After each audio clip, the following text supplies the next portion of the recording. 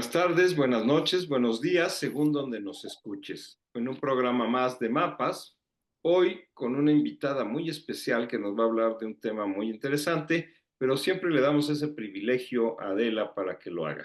Adelante, Adela, por favor. Hola Gerardo, ¿cómo estás? Hola Elisa, ¿cómo estás? Qué bueno que nos acompañas y muy buenas tardes a nuestro auditorio por acompañarnos en esta nueva transmisión, ¿no? Quiero decirles que Elisa nos trae un maravilloso tema que ella misma tituló La interculturalidad como utopía posible en tiempos de desplazamiento masivo internacional. Pero antes de empezar se las voy a presentar. Elisa Cruz Rueda, ella es abogada y antropóloga. Ella es docente investigadora en la Escuela de Gestión y Autodesarrollo Indígena de la Universidad Autónoma de Chiapas, en San Cristóbal. Es docente en el doctorado en estudios regionales también de la Universidad Nacional Autónoma de Chiapas. Ella es afromexicana por línea paterna, miembro del Cuerpo Académico Políticas Públicas, Gestión y Educación en y para la Diversidad de la Facultad de Humanidades de la UNACH, de la Universidad Nacional Autónoma de Chiapas, y en 2020 recibió el Premio Estatal al Reconocimiento al Mérito en Investigación. Actualmente acompaña a ejidatarios de Tila para el nombramiento de sus órganos de representación. Pues bienvenida, Elisa. Muchas gracias por haber aceptado la invitación. Y bueno, con este título, pues ya iniciamos y pues por principio de cuentas te voy a lanzar tres preguntas, ¿no? Para ir desglosando el título. O sea, ¿a qué le llamamos? ¿Qué podemos entender por interculturalidad, ¿no? ¿Qué podemos entender por interculturalidad como utopía? O sea, ¿por qué es una utopía? Y por qué es una utopía posible en tiempos de desplazamiento masivo y por qué a nivel internacional. Entonces, partimos por ahí, luego ya nos vamos con la charla. Pues muchísimas gracias, Gerardo y Adela. Encantada de estar en este espacio, súper atinado, porque justamente en estos días en estos tiempos, ¿no? Ya estamos en una era en donde justamente categorías y conceptos que eran pues muy adecuados para entender la realidad ahorita están cuestionados, ¿no? Entre ellos justamente pues eso de la interculturalidad de la cual hablamos todos decimos, estamos en una sociedad intercultural, ¿no? Incluso nuestra constitución, la constitución política de los Estados Unidos mexicanos, habla de la interculturalidad y cómo los pueblos indígenas y afromexicanos formamos parte de esa interculturalidad y además la representamos, ¿no? Pero realmente nos referimos a esa interculturalidad o solo es la interculturalidad como un adjetivo para de alguna manera encubrir, ¿no? Por ejemplo, los estragos del desarrollo, ¿sí? Si le ponemos al desarrollo interculturalidad, entonces ya es un desarrollo bueno, es un desarrollo humano, pues yo creo que no, ¿no? Y me parece muy atinada esa primera pregunta que lanzas, porque para mí la interculturalidad pues es algo más allá del crisol de existencias culturales diversas, ¿no? Es más allá de la diversidad de género, de la diversidad de edad, de la diversidad racial, de la diversidad de nacionalidades, ¿sí? La interculturalidad puede entenderse como eso, como esa coexistencia, ¿no? Estamos, por ejemplo, nosotros aquí los tres, y yo me digo y me autoascribo afromexicana, pero igual el Gerardo puede decir, pues yo no soy afromexicano, no soy indígena, pero soy negro de Guerrero, ¿no? Y podríamos tener toda una discusión en ese sentido. Y tú, Adela, puedes decir, pues yo me autoascribo como originaria de aquellos que llegaron de España en la guerra, ¿no? Civil española, ¿no? Y aquí ya hay un crisol, ¿sí? Pero realmente estamos hablando de interculturalidad cuando coexistimos en un espacio. La interculturalidad ha sido un término muy revisado, muy cuestionado, sobre todo por Catherine Walsh, quien señala que la interculturalidad puede ser entendida así como un un concepto que nos permite entender esa coexistencia, pero en realidad es como un elogio a la diversidad, pero no atiende las desigualdades, ¿no? Que conlleva justamente a entender cómo construimos la interculturalidad. La interculturalidad se construye por desigualdades económicas, históricas y sociales, ¿no? Y entendemos que para hablar de interculturalidad debemos de develar primero esas desigualdades, ¿no? Entonces ya estamos a un paso y por eso es una utopía. Porque ahorita digamos, ¿no? Por ejemplo, las universidades interculturales, ¿no? Que son interculturales, pues Catherine Walsh diría, pues sí, porque ahí, ¿no? Se conjugan maestros que vienen de una cultura, vienen alumnos indígenas que vienen de diferentes culturas, por ejemplo, la Universidad Intercultural acá en San Cristóbal de las Casas, ¿no? Pero no es solo eso para Catherine Walsh, sino es la posibilidad de un diálogo de iguales. Pero no puede haber ese diálogo de iguales si, por ejemplo, no vemos las historias de discriminación y racialización que nos cruzan a cada uno, ¿no? Por ejemplo, yo me digo y me autoescribo como afromexicana, pero me reconozco dentro de esa raíz afromexicana como privilegiada, ¿ya? ¿Por qué? Porque son pocas las personas indígenas, pocas las personas afromexicanas que pueden llegar al estatus que tengo yo, ¿sí? Muchos por sus apariencias, ¿no? Por su apariencia de color de piel, racial, incluso por el estrato social del que provienen, son marginalizados, son discriminados para obtener determinados puestos, ¿no? O realizar determinados trabajos, ¿ya? Entonces, hablar solo de interculturalidad así lineal y plano encubre justamente esas desigualdades, ¿sí? Entonces, no es no hablar de la interculturalidad, no se trata de entonces hablar, no decir que somos interculturales, sino pensar, cuando yo hablo de la interculturalidad, realmente quiero que el otro, que es indígena, tenga, ¿no? Las mismas condiciones para expresarse y para lograr lo que yo tengo, ¿verdad? E igual la gente afromexicana o los que se dicen negros, ¿no? Que le dice a uno, eres afro, no, yo no soy afro, yo soy negro, ¿no? Ah, bueno, ok, ¿no? Cualquiera diría, pero ese es racializar, pero ellos dicen, pero así yo me llamo, así yo me autonomo, ¿no? Entonces también como entender por qué yo me digo afromexicana y otros compañeros, compañeras que uno podría decir son afromexicanos, dicen, no, yo soy negra. ¿Por qué? ¿Por qué asumen eso, no? Y viene de una historia colonial, de una historia de la instauración del Estado mexicano, ¿no? Entonces, yo parto de ese concepto de interculturalidad como un concepto que tiene que ser hablado desde una postura crítica, ¿no? De lo contrario, pues lo único que hacemos es invisibilizar las desigualdades que nos cruzan a cada quien. No vemos, por ejemplo, la particularidad de lo que yo tuve que pasar para llegar a donde estoy. O que para otras personas que son afros o que son negras es mucho más difícil. ¿Sí? O sea, el punto es aprender a contemplar toda la cosmovisión que está detrás de como de cada persona dentro de esa cultura para poder entender y para poder integrar o para poder generar un diálogo más equitativo. O sea, lo que está detrás no es nada más juntarse a dialogar, sino realmente entender la cosmovisión que los... Ok. Exacto. Y no solo entender por qué tú te autoescribes de determinada manera, ¿no? Porque en la autoascripción está tu historia, ¿no? Tu Claro. historia de colonialidad, tu historia de discriminación, tu historia de que por ser mujer no accediste a determinados trabajos, ¿no? Ahí está tu historia.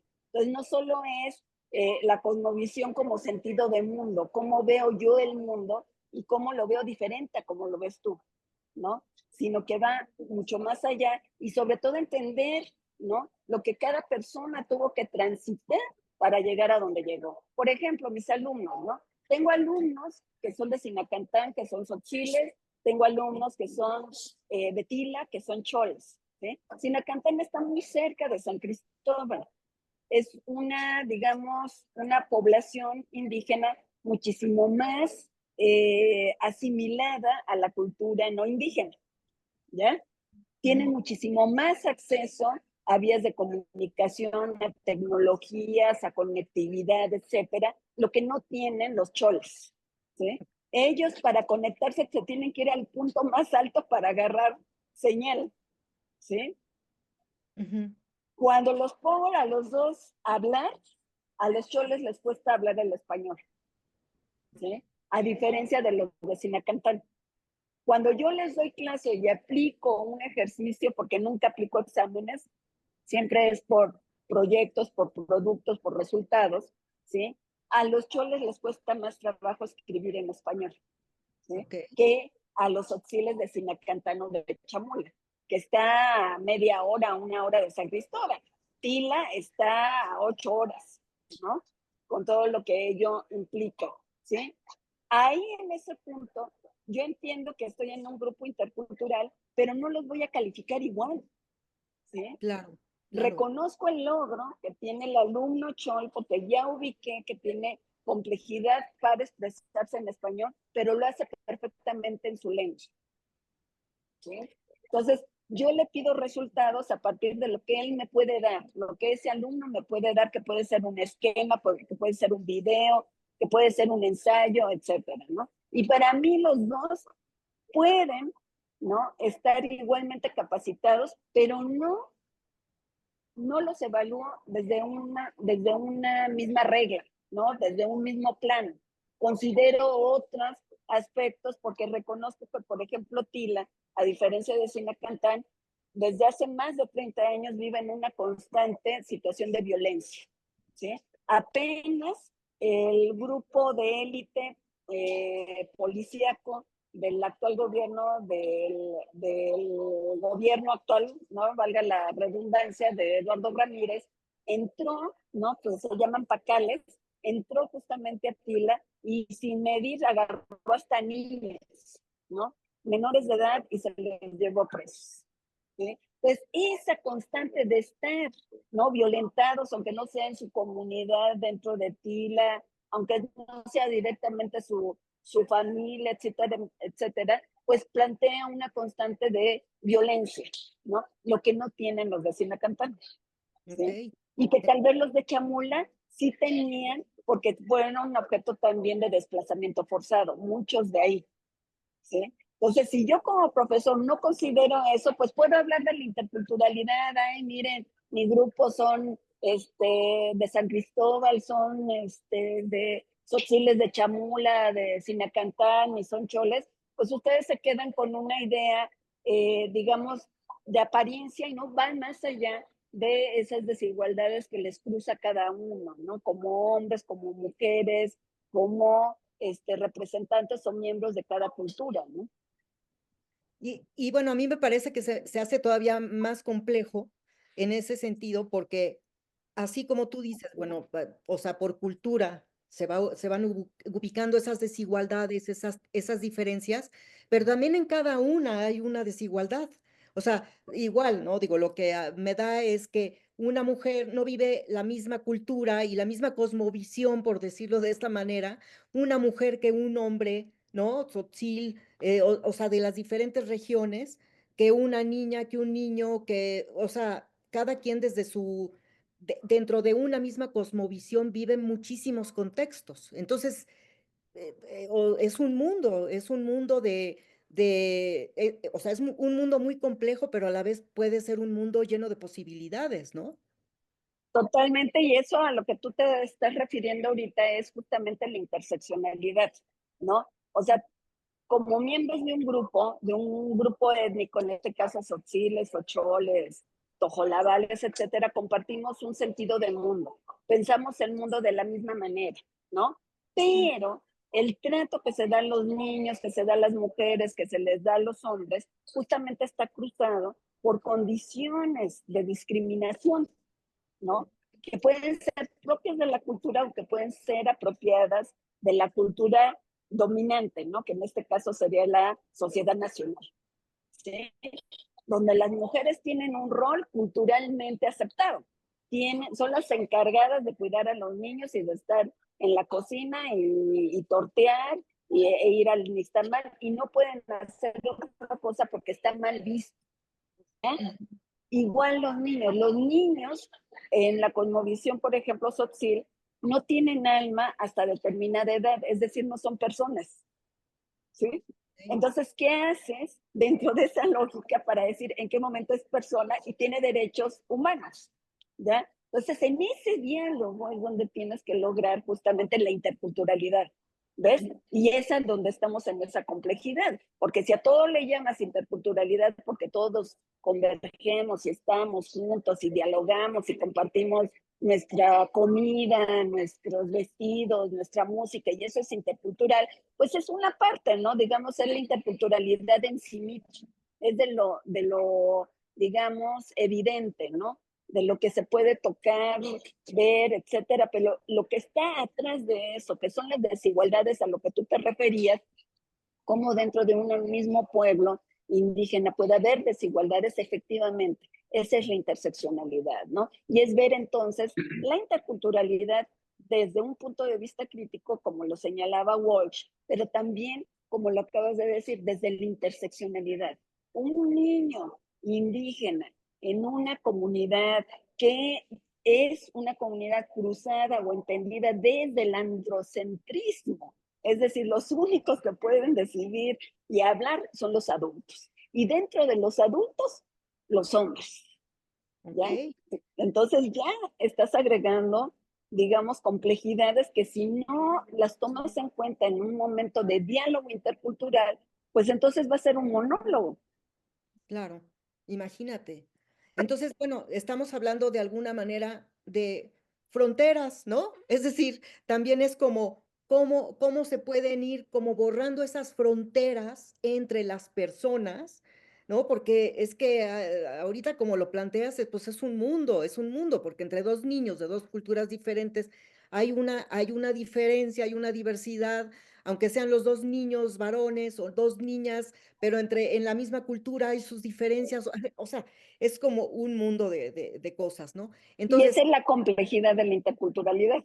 esa es ¿Ya? la complejidad. Y luego, fíjate, agrégale que si estamos hablando de un país, o sea, todas estas culturas forman parte de un país, todavía cómo se agrega, o sea, cómo se maneja el asunto con las personas que llegan, con las personas desplazadas Exacto. de otros países y que llegan, o del mismo país que también se están desplazando.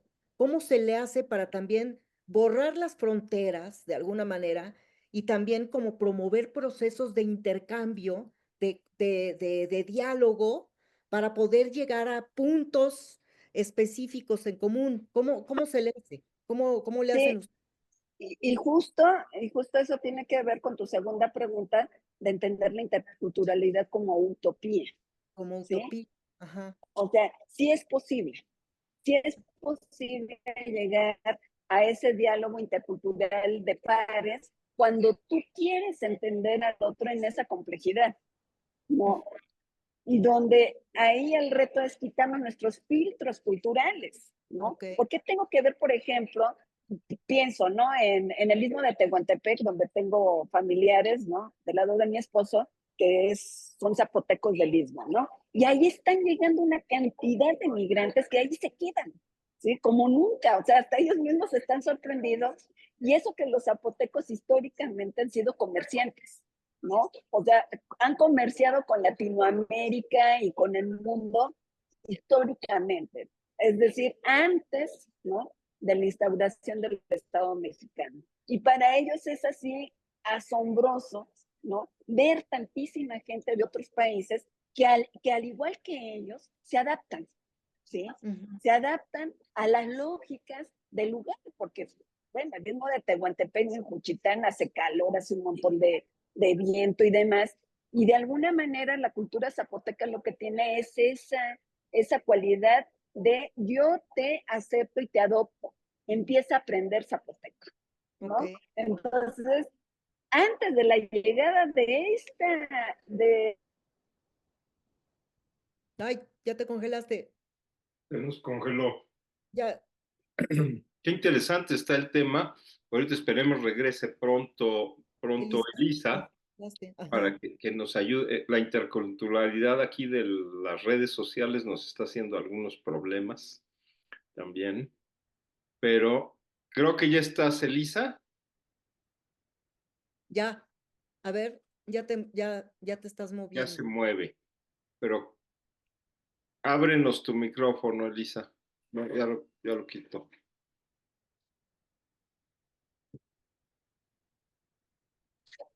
Hola, ¿sí me escuchan? Sí, sí, sí, Sí, sí. sí, ya. Bueno, y entonces, y actualmente siempre han llegado, ¿eh? Siempre han llegado migrantes y se quedan ahí y los adoptan, ¿sí? Ujú. O sea, yo conozco el caso de una compañera, ¿no? Que llegó de Guatemala e inmediatamente la adoptaron y órale, ponte a vender pescado y ya aprendió zapoteco, Ok.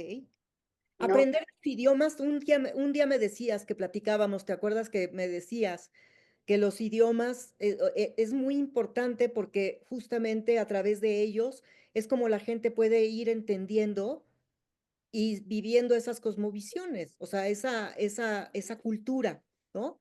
¿Cómo es eso? Ciertamente porque la lengua es una ventana justamente a la cultura, ¿no? O sea, una manera de que tengas acceso al sentido de mundo de un grupo, de un pueblo, es justamente a través de la lengua. Ujú. Ok, ok.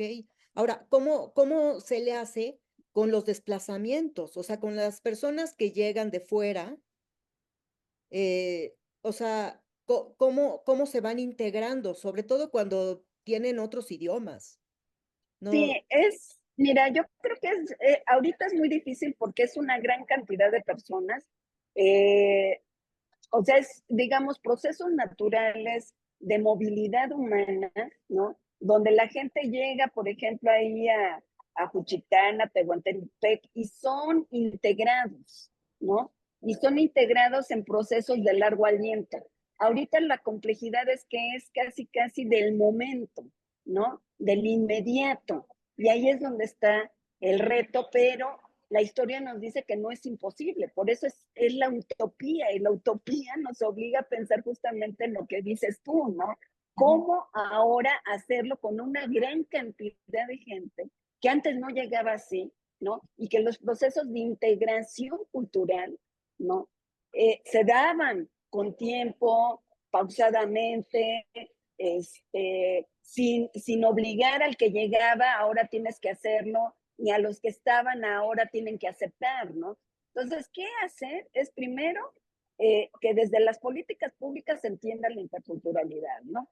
Uno, dos, que haya de alguna manera una sensibilización de la población local y que se encuentren justamente en la sensibilización justamente una manera de decir, hay posibilidades y no solo eso, hay ventajas de la integración cultural para que esas personas no solo estén de paso, sino que lleguen y se instalen si quieren, porque muchos no es que quisieran llegar ahí, sino que quieren llegar a Estados Unidos, ¿no? Entonces, también ese es otro reto, ¿cómo logras que esas personas que están de paso deciden quedarse? ¿Cómo los integras? ¿Cómo aceleras o estableces mecanismos de ese integracionismo que se daba de manera natural? Porque siempre ha habido movilidad humana, siempre han llegado migrantes, siempre se les adopta, siempre hay un lugar, ¿no? Pero ahora ha sido de manera exponencial, ¿no? Donde los mismos territorios tal vez no aguantan la cantidad de gente que llega, ¿no? Entonces, en realidad estamos en un reto, ¿no? Pero vuelvo a decir, no es imposible porque justo esas comunidades como los zapotecos, que siempre han recibido gente, ¿no?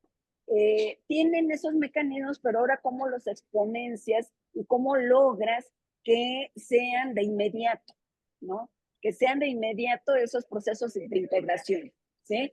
¿Y cómo? Pues es difundiendo, pero también que desde las políticas públicas, los operadores de las políticas públicas, los que piensan las políticas públicas, por ejemplo, lean, ¿no? El protocolo que tiene la Suprema Corte sobre personas migrantes, ¿no? Porque ahí vienen las claves. Primero es obligatorio, ¿no?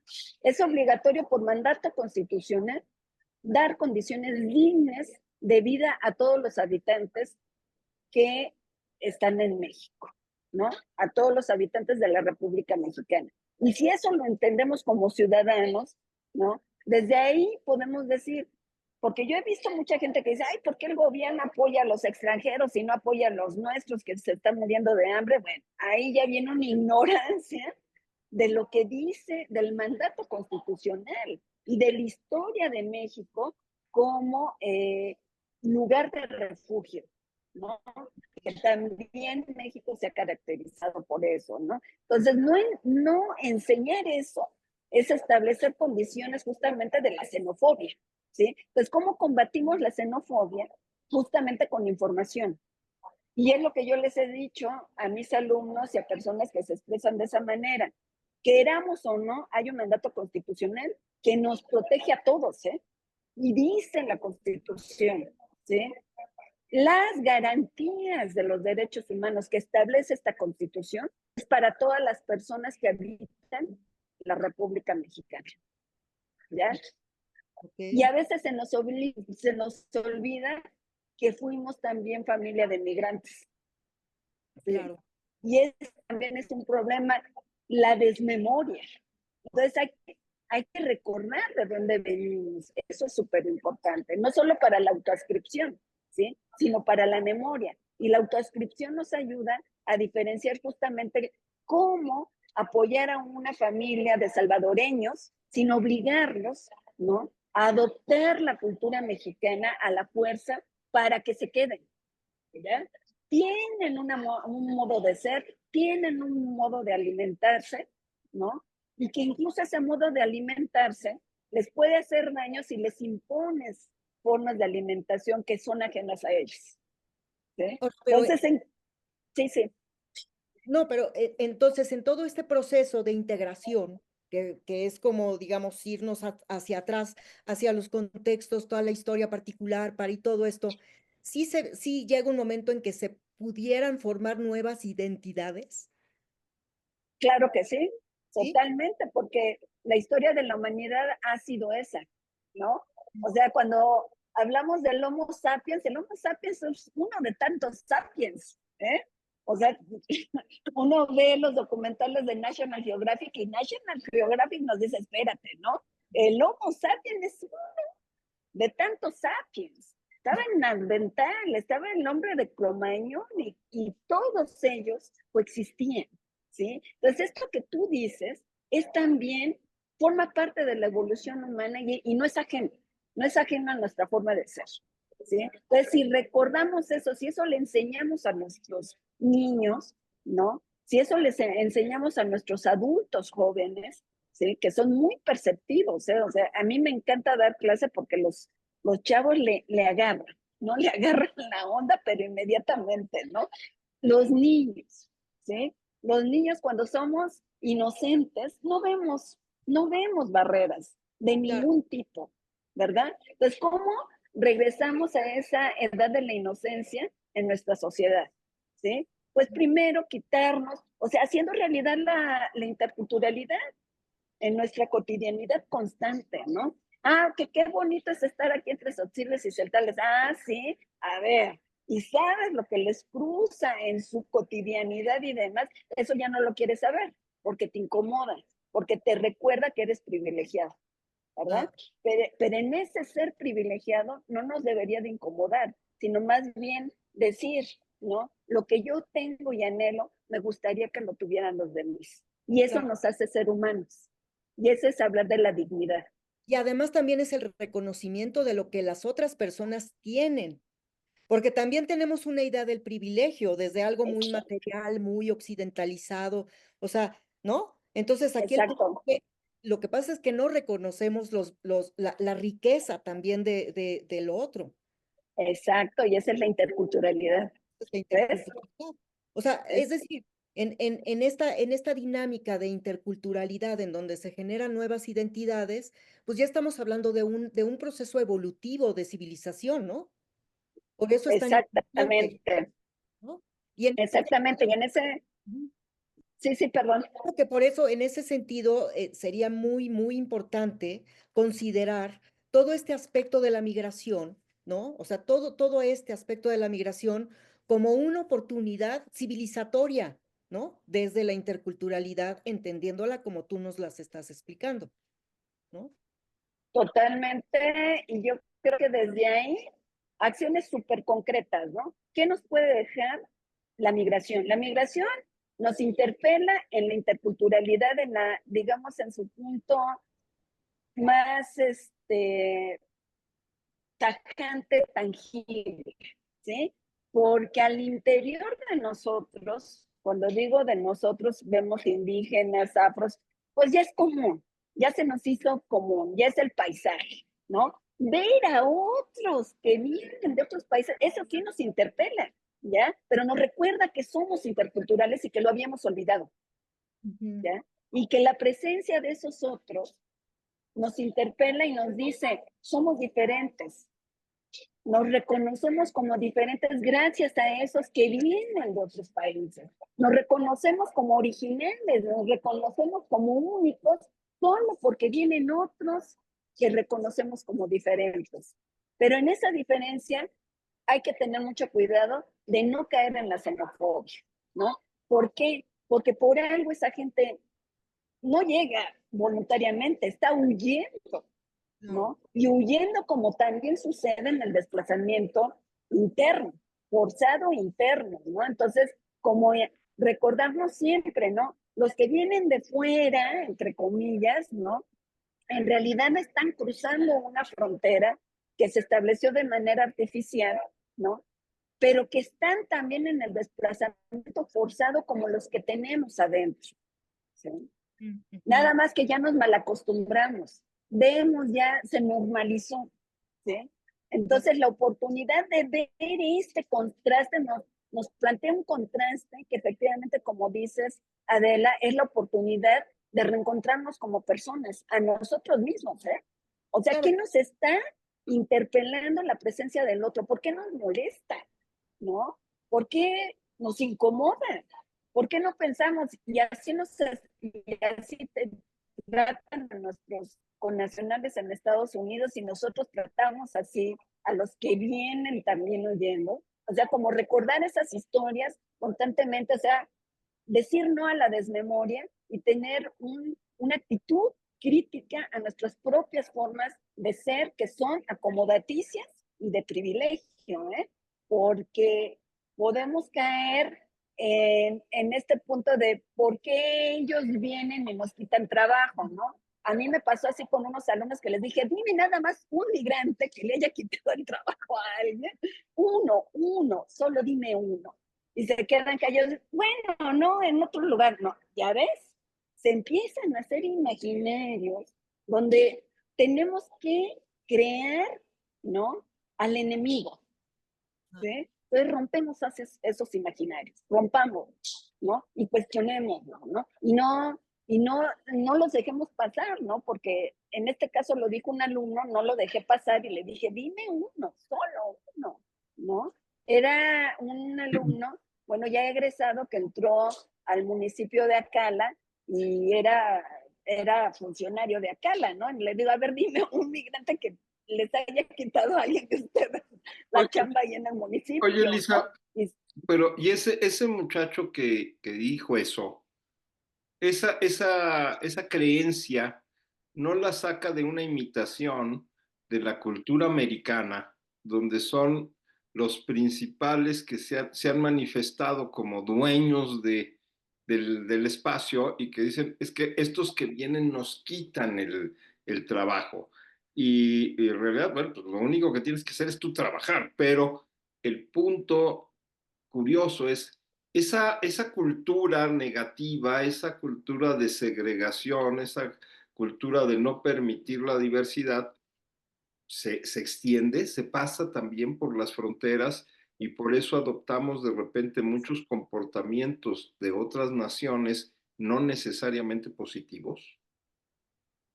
Sí, sí, Gerardo, creo que sí, pero desgraciadamente o afortunadamente, según como se vea, un elemento central de todas las culturas es el etnocentrismo, ¿ya? O sea, ¿cómo puedo decir que yo soy único y diferente, ¿no? Cuando digo, solo los que sean como yo pertenecen. Ahí está el etnocentrismo, ¿eh?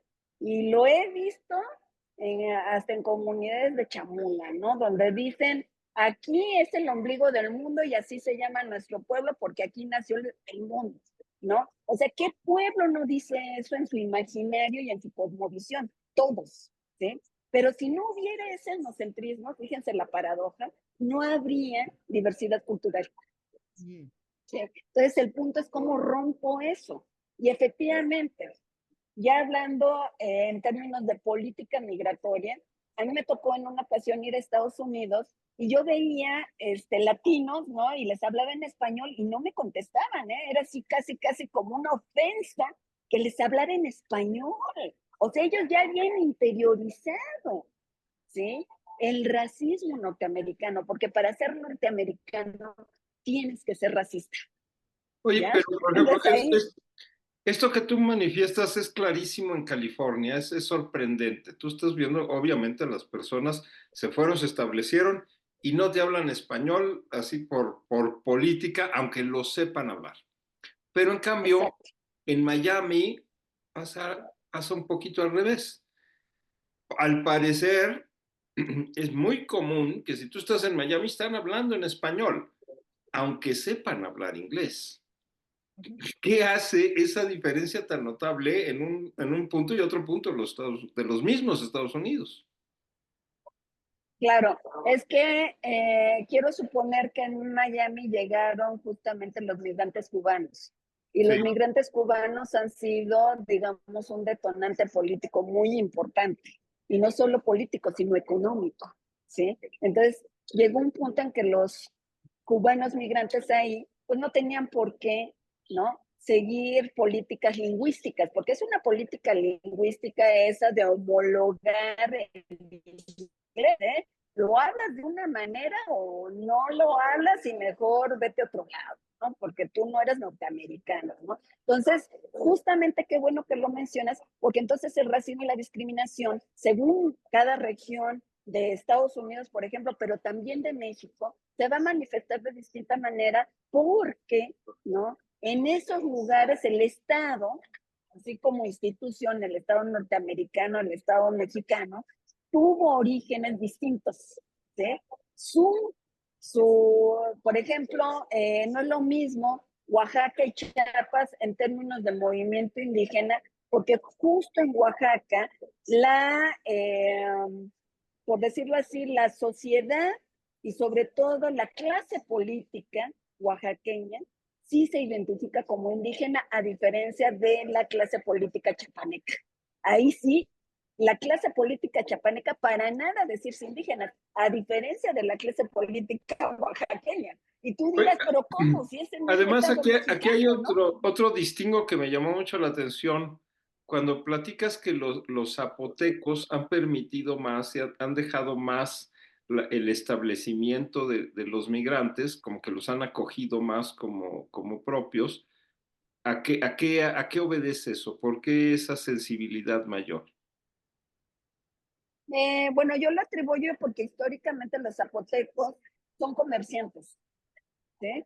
Entonces, en esa dinámica, en esa lógica histórica, antes del establecimiento del Estado mexicano y antes de la colonia o de la invasión española en 1492, los zapotecos ya hacían comercio, ya comerciaban, ya iban y se instalaban en otros lados y los comerciantes de otros lados llegaban a Juchitán y a Tehuantepec y los recibían, ¿no? Es como esa parte que le digo a Adela de regresar a la inocencia de nuestras sociedades, que es esa, ¿no? No reconoces fronteras, nada más dices los que voy a ir a comerciar mi maíz con aquellos que son pescadores, ¿no? O van a venir ellos con el pescado, ¿no? Y les vamos a regalar maíz, ¿sí? Entonces, en el trueque, pero no hay fronteras. Sí hay diferencias culturales, pero esas no son fronteras infranqueables. Las fronteras que se vuelven más difíciles de transitar son las fronteras políticas y económicas, ¿ya? Donde se ve al individuo como mercancía. Si no eres mercancía, no eres útil, no te puedes quedar. Ok. Y en ese sentido también, por ejemplo, ¿qué papel juegan las leyes, las instituciones, por ejemplo, en la creación de un marco legal, por ejemplo, que facilite la convivencia intercultural y proteja el derecho de las personas? O sea, ¿cómo se le hace? Porque son tantas las culturas que se comprometen ahí, que entonces, ¿cómo se le hace también a nivel institucional? ¿Cómo le hacen las leyes para poder ser justas, pues con todo el mundo y también para proteger los derechos de las personas, dado que también cada contexto y cada cultura también puede tener una idea diferente de sus derechos, ¿no? ¿O sí me explicó? ¿Cómo se le Sí, hace? sí. Es muy Bueno, complejo. ¿Cómo se le hace? por eso es muy importante que el Estado, ¿sí?, se mantenga como la institución que pone las reglas, ¿no? Por eso es muy importante que hablamos del Estado de Derecho, porque estamos en el Estado de las reglas, no es en el Estado, ¿no?, de lo que quiere Adela o lo que no le gusta a Gerardo o lo que a mí no me gusta, o si a una magistrada, que así nos tocó en una ocasión, no le interesan los derechos de los indígenas, sino más bien le interesan los derechos de las mujeres, pero como es servidora pública, uno le tiene que recordar, usted es servidora pública y su opinión, pues, es muy respetable, pero usted tiene que cumplir el Estado de Derecho, ¿ya? Por eso es importante el Estado de Derecho, pero el Estado de Derecho con enfoque de derechos humanos, ¿eh? Claro, claro. ¿Sí? Pues sí, porque si no caemos en que el Estado nazista era un Estado de Derecho, pero Sí, no lo con que menos respeto. era justo, ¿no? Exacto, ¿no? O que no sé si en alguna ocasión, no quiero afirmarlo, pero creo que en alguna ocasión el presidente anterior, Andrés Manuel López Obrador, dijo que los derechos humanos eran así como una importación del extranjero, ¿no? Y que casi los derechos que se iban a reconocer eran los que decía él, ¿no? Y estábamos en plena bloque de constitucionalidad de derechos humanos, ¿no?, que marcó la 10ª época de la Suprema Corte de Justicia de la Nación, ¿no? Ah, ¿qué le recuerda el sistema internacional a gobernantes como él? ¿Sí? Que por eso son los derechos humanos internacionalmente reconocidos, no los que tú quieres, no los que el Estado o el gobierno en turno quieran. Por eso la Constitución mexicana dice, ¿no?, de acuerdo a los derechos humanos internacionalmente reconocidos, los que se consensaron entre todos, ¿ya? Ese es el Estado de Derecho universal internacional, ¿no? Ahora, para no caer en las imposiciones, es justamente el diálogo intercultural, ¿no? Donde llegas a una comunidad y les dices, a ver, compañero, porque nos ha tocado, ¿no?, con ejidatarios, seguro que quieren esta norma donde van a excluir a aquellos que no, que salgan a trabajar o se vayan a estudiar, porque ustedes tienen hijos, ¿sí? Y en algún momento se van a ir a estudiar y van a querer regresar, pero con esta norma ustedes los están excluyendo, ¿ya? Y entonces razonan y dicen, no, ¿verdad? Híjoles, tiene razón. Ese es el diálogo, ¿sí? Qué diferente razonar, ¿no? Y de alguna manera reconocer que el otro tiene posibilidades de agencia y de decisión cuando tú te das el tiempo de explicar, porque eso es lo que nos falta. Le falta eso a los operadores de la política pública, platicar y escuchar, ¿sí? Claro. Pues tienen los protocolos, ¿no?, que son guías de actuación para jueces, juezas, pero los mismos protocolos que ha sacado la Suprema Corte sobre personas migrantes, sobre enfoque de interculturalidad, justicia intercultural, pueblos indígenas, género, etcétera, son guías también para cualquier servidor público y también para la ciudadanía, ¿no? O sea, si uno lee eso, ay, pues esto voy a decir, ¿no? Entonces, difundir eso, primero nosotros entenderlo para poderlo transmitir, ¿no? Y que a su vez eso se replique y se multiplique, ¿no? No sé si tú querías decir algo, Gerardo. Pues, O... sí, obviamente que pues, estoy aprendiendo mucho de esta plática y obviamente resulta complejo entender la interculturalidad y más complejo el auténticamente aplicarla. ¿Qué consejos darías tú para que un poquito pudiésemos ser más sensibles, aceptar esa interculturalidad, pero no nada más aceptarla, respetarla, yéndonos incluso a la máxima de lo que es el desarrollo humano, que es la capacidad de que cada persona pueda ser y hacer lo que desea ser y hacer? Y eso que se dice tan fácil y tan rápido es tan difícil de cumplirlo. ¿Tú qué consejos nos darías para que efectivamente caminásemos a eso, sobre todo hoy en día, que tenemos que ser más sensibles a la aceptación de la migración y de esa migración también de regreso, todos esos retornados que ya aprendieron otra cultura, que ya se hicieron de otra cultura, pero que también tienen derecho a estar por aquí? Sí, yo creo, Gerardo, coincido contigo y coincido con Adela, es un tema complejo, pero ya estamos dando un paso fundamental de reconocer de que la interculturalidad es más allá del elogio, ¿no? A la diversidad folclórica, ¿no? Del vestuario, de la lengua, de los alimentos, ¿no? Es mucho más complejo que eso y eso ya es un paso y poder entenderlo y transmitirlo ya vamos por buen camino. Cosas prácticas, ¿sí? Para los migrantes de retorno, ¿sí? El gobierno mexicano tiene un programa de certificación de competencias. No necesitas tener un título universitario, ¿sí?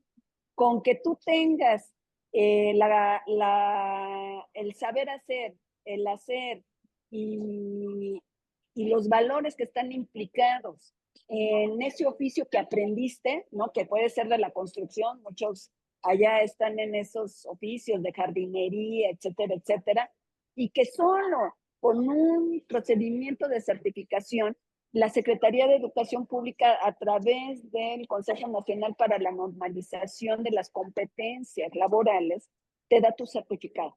Ya con eso, tú puedes, ¿no? Decir, yo puedo limpiar los cristales de la torre latinoamericana porque aquí está mi certificado, los más altos, ¿no? Porque hay un estándar, ¿eh? Para eso, ¿eh? Para limpieza de vidrios de altura, ¿no? Y así hay un montón de estándares. Entonces, lo que yo recomendaría es que nosotros, tal vez a través de la organización de ustedes, ¿no?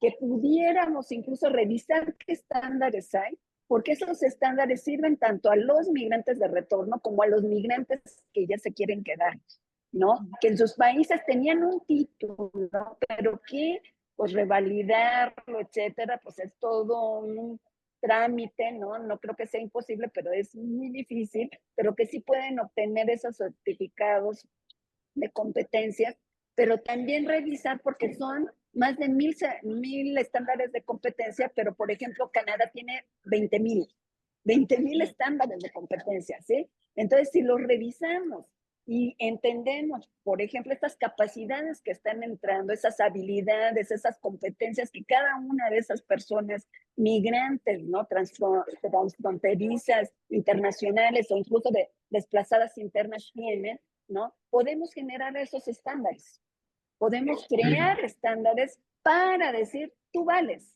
aquí está, Y ¿no? además, Eso podría ser. yendo un poquito más allá, también hay que reconocer que ellos traen entre todos esos estándares que han aprendido una serie de habilidades que aún no se han desarrollado aquí y que le dan una agilidad a la producción en distintas áreas, por ejemplo, los manejos del Exacto, sí, sí, PNC y demás, que revolucionarían todos los oficios, los traen ellos y necesitan, y si se les da el espacio, ellos van a poder evolucionar más allá la industria a la que se quisieran insertar, ¿no? Que exacto. reconocerles también Y yo esa creo que aportación.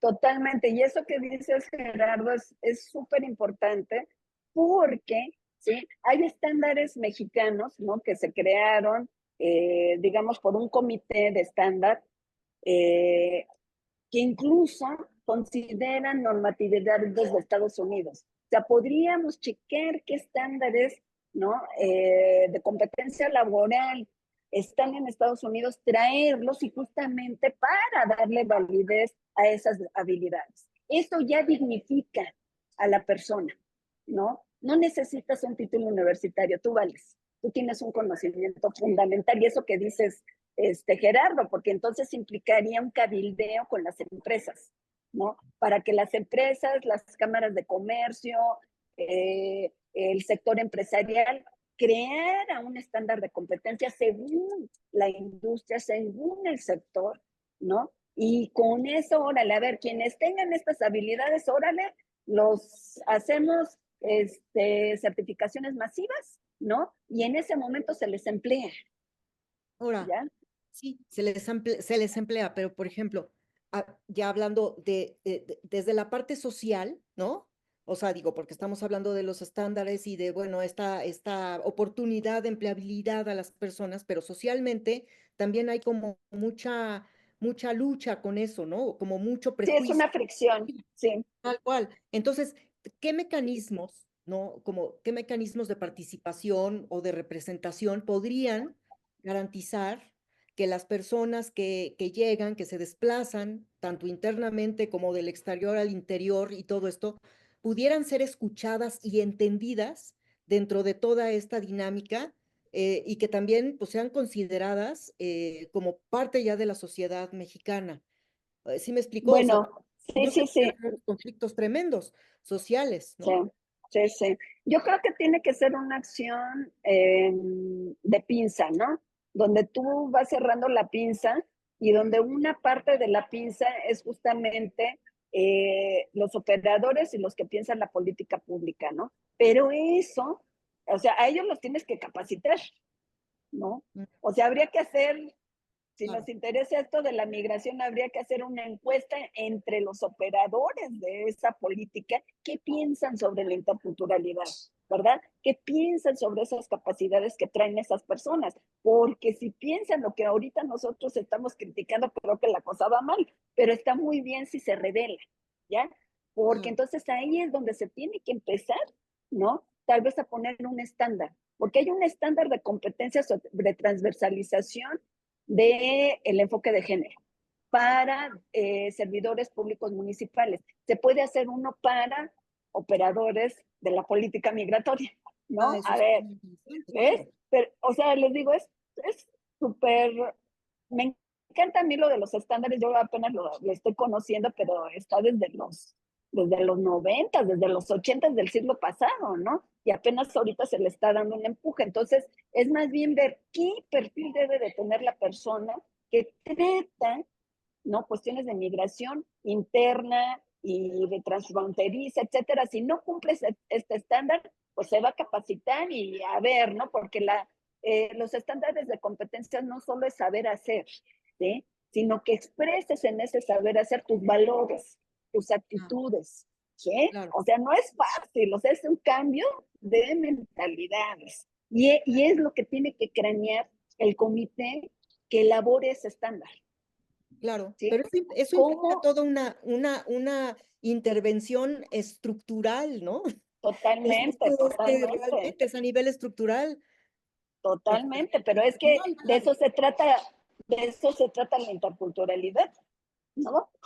Un claro. cambio estructural, ¿no? Que, o sea, que vaya a las raíces, ¿no? De lo que nos ha marcado como sociedad, como mexicanos, etcétera, etcétera, ¿no? Entonces, creo que hay estándares de competencia le ayudan a la economía nacional, le ayudan a los sectores industrial, empresarial, ¿no? Y dignifica a las personas, sean o no sean mexicanas, y como dice la Constitución, son habitantes de la República Mexicana. Ok. ¿Tú crees que esto sea, dadas las condiciones que vivimos en el mundo, ¿no? Pero en México, que sea posible, y si es posible, ¿en qué plazo? O sea, se puede hacer posible en un mediano, en un largo plazo? O sea, ¿cómo sería esto posible? Porque además Pues también mira, la dinámica de los conflictos le gana a toda la dinámica de la construcción de paz, en ese sentido, ¿no? Entonces dices, ¿de qué manera poder generar estrategias o, no sé, formas de relación diferentes o cultura, en fin, que pueda hacer posible o sea, que deje de ser una utopía, ¿no? Y que realmente se pueda llevar a cabo, pues esto, ¿no? Esta interculturalidad tal y como es, como debería de ser. pues mira, yo creo que el reto es tan grande que no se puede hacer por una persona o por una organización, ¿no? Se tiene que hacer realmente un frente común, ¿no? Frente a la xenofobia y llamarle así, ¿no? Porque siento que los discursos sobre migración, sobre esta integración cultural, se hace a un lado la xenofobia, ¿no? Como que no queremos llamarla para no invocarla, ¿no? Pero la tenemos que nombrar porque sí se da, porque sí la estamos viendo, ¿no? Sí, Entonces, eso sería primero, aceptar la realidad. Segundo, ¿no? Si somos nada más 3 personas, escoger de esa gran complejidad solo una tarea, ¿sí? Yo escogería lo de los estándares. ¿Y qué implica un estándar? ¿No? Ir y cabildear, ¿sí? Pero cabildear con los que van a elaborar, los que necesitan esas personas capacitadas, ¿sí? Claro. A ver, mira, ya localizamos que los migrantes de retorno tienen estas habilidades. ¿Tú cuáles necesitas? Ah, yo necesito que maneje la máquina así y asado, porque así y asado. Órale, elaboremos el estándar, formemos el comité, ¿sí? Y ya, porque si quieres escoger de toda, ¿no? De todo tu frente, todo, no vas a poder y vamos a caer en una frustración y en paralización, ¿no? Nos paralizamos. Pero si escogemos solo uno, ¿no? Y lo llevamos a su fin, yo creo que ahí ya estamos haciendo un gran paso. Y yo he estado escuchando los demás programas y creo que cada uno de estos programas que ustedes han hecho plantea una trinchera de ese gran frente, ¿eh? ¿Sí? Con que cada uno siga aportando desde ahí, yo creo que estamos atendiendo conjuntamente este aspecto de la interculturalidad, porque también un concepto muy cuestionado es justamente la integración, ¿sí? Que se puede entender como positiva, intégrense a los migrantes, a la cultura mexicana y demás. El integracionismo es un concepto súper cuestionado, sobre todo por el indigenismo. El indigenismo mexicano se caracterizó por ese integracionismo unilateral. Para que llegues a ser mexicano tienes que dejar de ser lo que eres, tienes que dejar tu lengua, tienes que dejar tus formas de organización, ¿no? Y entonces, por eso, cuando hablamos de integracionismo migratorio, es así como a mí me hace así shock, ¿no? Entonces, es llamarle de otra manera. Es un diálogo intercultural, ¿no? Para saber qué me aportas, qué te aporto y que no necesariamente tengas que cambiar para que te vuelvas mexicano. Oye, y más justamente en que ese sea así. sentido, se tiene que, nada más, o sea, sería como justamente desestandarizar los significados de las palabras, porque sí o no, ¿no? O sea, y yo creo que forma parte del asunto, porque Sí, pues sí, todos entendemos la integración de una manera y entonces claro que estandarizamos todo, ¿no? Y claro que todo tiene exacto, que venir a este molde, ¿no? Entonces, claro, por un exacto. lado es la estandarización, pero para eso también se tiene que hacer un proceso de o desintegración, De replanteamiento replanteamiento epistemológico, y de ¿ya? cómo se nombran las cosas. Exacto, o sea, tenemos que revisar los conceptos sobre los cuales, ¿no? Nos formamos como sociedad. Claro, O sea, más que integrarte, aceptarte, el que al incluirte, ahora sí que incluyéndote en mi sociedad, no es para que seas igual a mí, sino para que traigas tu riqueza. Y que Y sea aceptación mutua, así es. Y ¿no? pero Porque, además, de los dos lados. me gustaría que tú exacto, evaluaras esta postura de mapas, donde nosotros queremos quitarle la identidad, o sea, el que vean al migrante como una víctima. No queremos tenerlo así como un sujeto de caridad, sino que más bien se le entienda y se le ubique como un ser humano integral, con una historia, con una cultura, con una aportación que hacer, y por eso transformarlo de la víctima a un agente transformador. Es alguien que va a hacer crecer tu comunidad. Y parte de eso es la unión de la migración con el medio ambiente. ¿Por qué? Porque tal vez algo de lo más golpeado, algo de lo que más hemos abandonado, que hemos respetado menos, es el cuidado del medio ambiente. Y si estamos Exacto. trayéndolos a trabajar en pro de ello, en pro de mejorar tu comunidad, en pro de recuperarla, en pro de rescatar el bosque que has perdido o la selva que has perdido o recuperar el monte que has erosionado. Estamos un poquito trayéndote una solución que tú no tenías y que él sí la tiene y que te la está aportando. O sea, ahora sí que tú te estás beneficiando con esta alianza y eso les está haciendo crecer a ambos. ¿Qué opinas de esa tesis que maneja Mapas?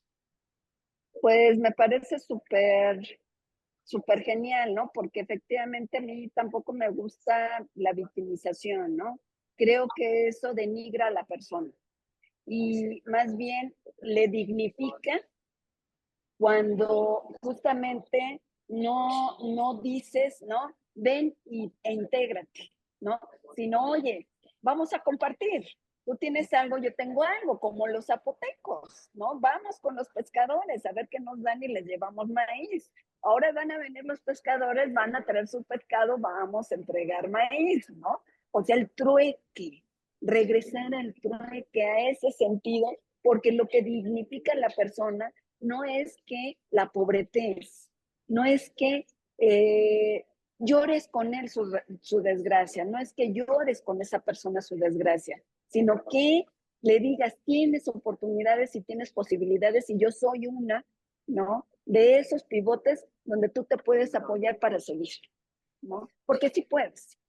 No, y justo porque ahorita lo que dices es eso, que tenemos una noción de que la riqueza y la pobreza tiene que ser económica, o sea, es como desde el capital, ¿no?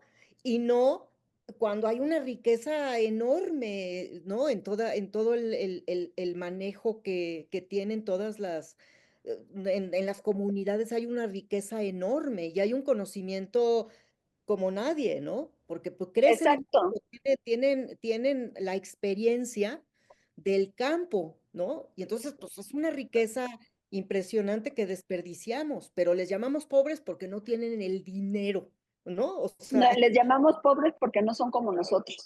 porque no son como nosotros, claro, pero ¿Verdad? son Porque no capaces tienen de lo que desarrollar tenemos nosotros, ¿no? Y bueno, hablas de que son campesinos, ¿no? Pero ha de haber también profesionistas, y de ¿no? Y ha todo, de ¿no? haber, exacto, ha de haber curanderos, ha de haber hueseros, ¿no? Entonces, todos esos conocimientos, o sea, ¿cómo hemos logrado ser sociedad humana, ¿no? Justamente por la diversidad, porque cada pueblo aporta un conocimiento que se ha cristalizado, por ejemplo, en los medicamentos que tomamos, Justamente. ¿no? O sea, estos medicamentos vinieron de un conocimiento que un pueblo albergó y los que vienen son representantes de sus pueblos. Claro, sí, sí, Pues, esa es la recuperación de la memoria finalmente. Exacto. vaya que es un tema muy rico y podríamos seguir platicando toda la noche de él, pero desgraciadamente el tiempo se nos acaba.